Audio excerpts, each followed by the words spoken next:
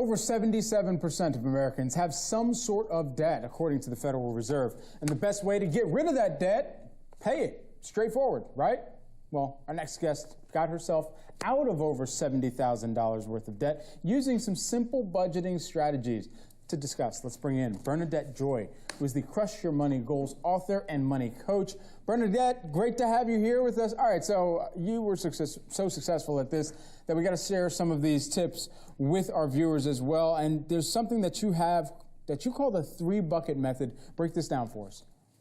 Sure. So a lot of budgets feel very complicated, and honestly, a lot of people fall off of budgeting because it gets boring and really mundane. And so I just put down my budget into 3 major categories. It's strive, revive, and survive. And survive is half of your budget. I suggest that people try to aim for no more than half of their budget going to their necessities, and then splitting the other half of your budget between things that you want, revive, so the happy things, the things that you enjoy spending money on, and then the other quarter of your budget that's focused around paying off your debt and managing your savings. Wow. Okay. And so for people right now that might be watching and say, hey, you know, that boat that Bernadette was in with that $70,000 in debt, that sounds quite similar to what I might be going through. What was your thought process? How did your mentality have to change? Yeah, so it was actually $72,000 of student loans. And I know a lot of people are feeling that pinch right now.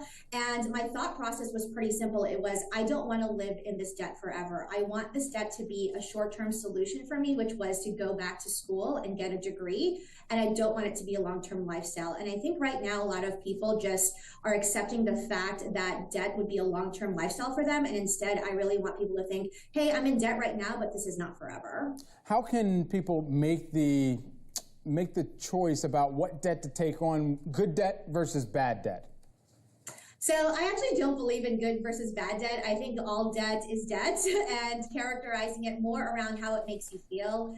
So the simplest way that I tell people to focus on paying down debt is around the debt snowball. I particularly am a big fan of it. I had a psychology degree. I also found that it worked for me personally and for many of my clients, where instead of trying to do all of the math and trying to say, okay, well, you know, I'm going to math my way out of this. Truthfully, if you're going to math our way out of it, then we wouldn't have been in debt in the first place a lot of times. So I suggest people to try the debt snowball, which is really just to focus on your lowest balances first. Even if it's 0% interest, even if there's other things that are higher interest, what I found that works really great for a lot of my clients is that it starts to build that momentum. It starts to build that confidence that, hey, I can do this. I'm capable. I'm smart. And also it's just less things to have to worry about later on. You know, it's really interesting. You were mentioning that much of that debt that you carried was from your collegiate experience, from university. And so there are a lot of students that are either just getting started, might be midway through their higher education, and trying to make sure that they're not amassing debt over that time.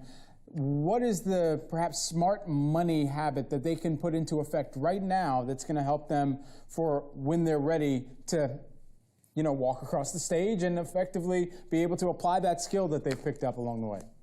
Yes, I actually just wrote an article about this for kind of new grads and first-time professionals, and it's to practice budgeting now. So while you still have the time and while you still have, you know, some of the things that you can control within your expenses, is to get in the habit of budgeting now, even if you don't have a lot of money coming in. And specifically, once you graduate, again, I focus people on trying to get their necessities under 50% of their total income, even if that means you're going to have to make some short-term sacrifices, knowing that will pay you off in the long run. All right, just lastly here, let's talk about something fun. Financial freedom. How did you know when you were truly financially free?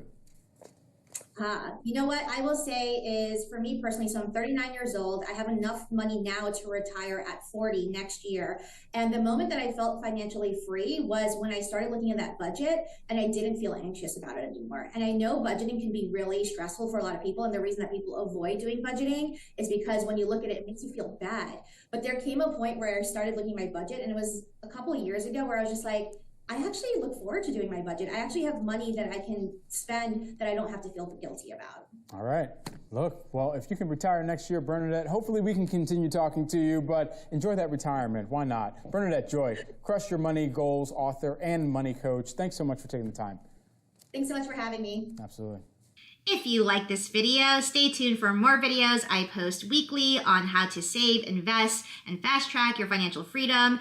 And if you like reading, check out my book. It's now available for pre-order in the links below. And it is called Crush Your Money Goals by Simon & Schuster and me, Bernadette Joy, available December 2024. But you can pre-order now and you will get my bonus free course when you purchase my book. See you soon.